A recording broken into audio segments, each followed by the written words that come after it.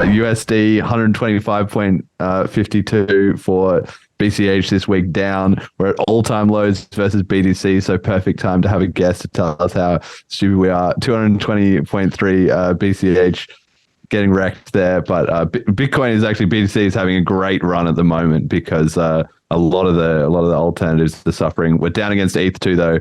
One ETH, 14.0 BCH. So just to quickly touch on those elements of the price, I was just reading some of your Substack, and essentially this is why it's hard to get across. I was talking to somebody last night literally about this, where I was trying to explain to them that in fiat currency, you're getting devalued because they're printing and all the money is, draining away into the freshly printed dollars, right?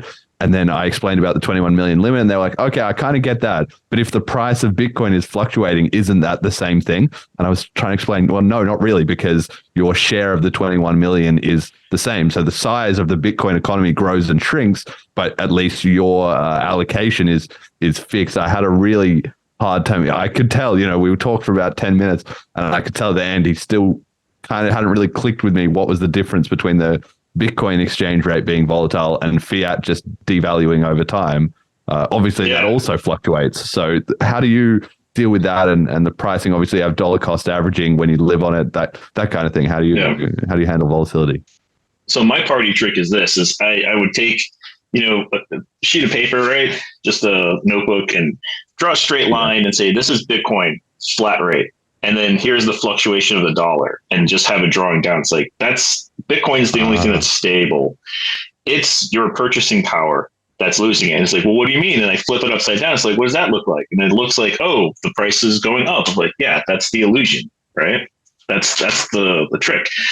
And when we started getting into the nitty gritty, we touched upon the whole Balaji 1 million US dollars per coin. I'm like, that's like a 3,600, 3,900% increase in the price from where it is now.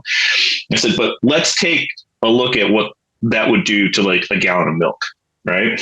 So at the present time, I think it was like 100,000 sats for a gallon of milk ish, probably off right now. But I said, but let's say the gallon of milk goes, 300, 3,600, 39, 100% in the price. Now you're looking at a $100 gallon per milk, right? That's insane. But let's look at the Bitcoin price. It's still the same, right? That's preserving of your purchasing power.